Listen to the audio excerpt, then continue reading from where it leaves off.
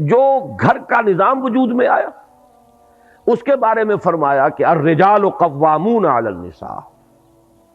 اور اس کا ترجمہ صحیح ترین یہ ہوگا کہ مرد عورتوں پر حاکم ہے،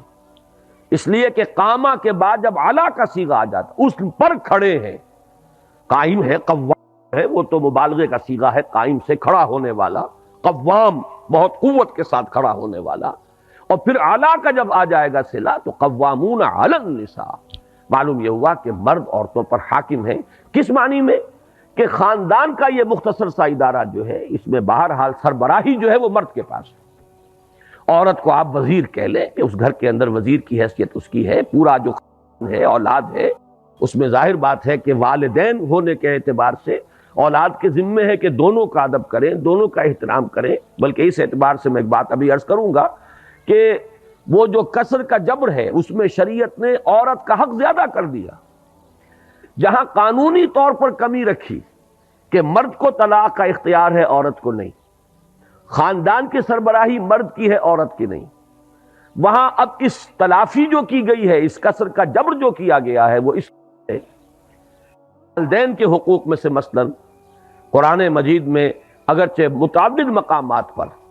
4 مقامات میرے سامنے موجود ہیں اس وقت جن میں اللہ تعالیٰ کے حق کے فوراً بعد والدین کے حق کا ذکر ہے، وَقَضَىٰ رَبُّكَ أَلَّا تَعْبُدُوا إِلَّا إِيَّاهُ وَبِالْوَالِدَيْنِ إِحْسَانًا، لیکن 2 مقامات ایسے ہیں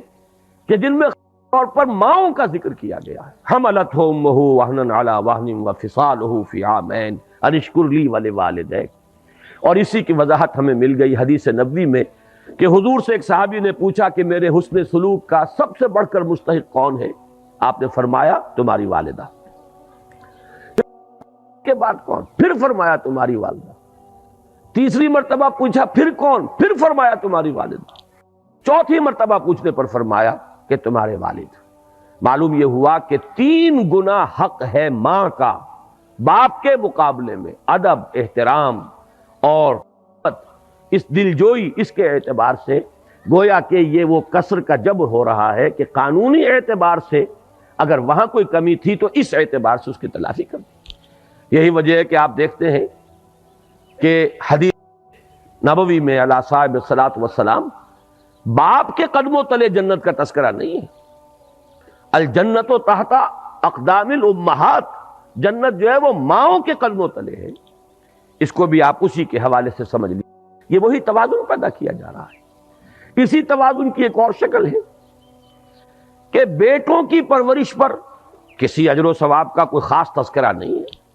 یہ تو ٹھیک ہے، ایک انسان اپنی اولاد کو یہ سمجھتا ہے کہ اللہ کی عطا ہے، اللہ کی دی ہوئی چیز ہے، اور اس کا جو بھی حق مجھے ہے اس کے لیے پالنے کے لیے، پوسنے کے لیے، اس کی ضروریات پوری کرنے کے لیے، وہ چاہے بیٹا ہو چاہے بیٹی ہو، اس کے لیے وہ بھاگ دوڑ کرتا ہے یہ سمجھ کر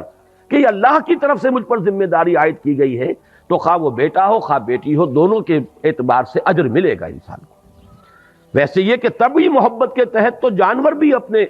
اولاد کی پرورش کرتے ہیں اور خبرگیری کچھ کرتے ہیں، انسان میں وہ اللہ تعالیٰ نے بہت ہی زیادہ مادہ رکھ دیا ہے، لیکن یہ ہے کہ اس میں اگر انسان یہ سمجھ کر کر رہا ہو کہ یہ در حقیقت اللہ کی عائد شدہ فرض ہے مجھ پر جو میں ادا کر رہا ہوں، یہ اللہ کی امانت ہے میرے پاس۔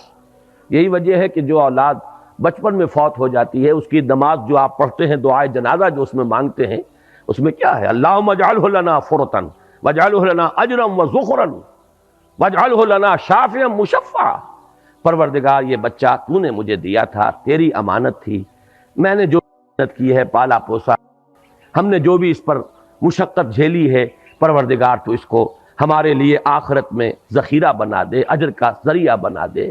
معلوم یہ ہوا کہ چونکہ تیری شے سمجھ کر ہم نے یہ کام کیا، اگر تبھی محبت کے تحت ہو تو پھر تو اجر آپ اس کے پر کلیم کر ہی نہیں سکتے، تو اس اعتبار سے تو لڑکے اور لڑکی میں کوئی فرق نہیں ہے۔ لیکن یہ کہ آگے چل کر ساری احادیث کے اندر لڑکیوں کے پالنے پوسنے کے بارے میں ہے، کہیں کہ جس نے 2 بچیوں کو بھی بڑی یعنی دلی محبت پالا پوسا، پروان چڑھایا، تعدیب اور تعلیم دی، اور وہ ان کو وہ جوان ہوئیں، دونوں اس کے لیے اوٹ بن جائیں گی قیامت کے دن کہ جہنم میں نہیں جانے دیں گی، سترم من النار، اوٹ اور پردہ بن جائیں گی جہنم سے، اور بعض روایات میں تو ایک بچی کے بارے میں بھی یہ موجود ہے۔ تو معلوم یہ ہوا کہ ایک ہے قانونی نظام، ایک ہے یہ اخلاقی نظام۔ قانونی نظام میں وہ کیوں فرق رکھا گیا، وہ بھی بڑی ہی سیدھی سی بات ہے، منطقی سی بات ہے۔ اگر آدمی ضد پر ڈھٹائی پر نہ اتر آئے تو عقل سلیم اسے قبول کرے گی، اور وہ یہ ہے کہ کسی بھی ادارے کے دو سربراہ بالکل مساوی اختیارات والے نہیں ہو سکتے۔ اگر ہوں گے وہ ادارہ جو ہے اس میں فساد پیدا ہو جائے گا، بد انتظامی ہوگی، ہنگامہ ہوگا، نظم قائم رہ ہی نہیں سکتا کہ دو سربراہ ہو گئے۔ تو اسی لیے آپ مینیجنگ ڈائریکٹر کسی لمیٹڈ کمپنی میں ایک ہی پائیں گے، ڈائریکٹر 50 بنا لیجئے آپ۔ اسی طریقے سے محکمے ہیں تو ان میں ڈائریکٹر اوپر ایک ہوگا، deputy director, assistant director, joint director, جتنے چاہے بنا لیں۔ لیکن یہ پر جا کر اگر ایک سربراہ ہے، ایک کی مرضی، ایک کی ثوابدید، ایک کی جو بھی ترجیحات ہیں، اگر وہ بروئے کار نہیں آتی تو نتیجہ یہ نکلے گا کہ فساد رونما ہو جائے گا، نظم قائم نہیں رہ سکتا۔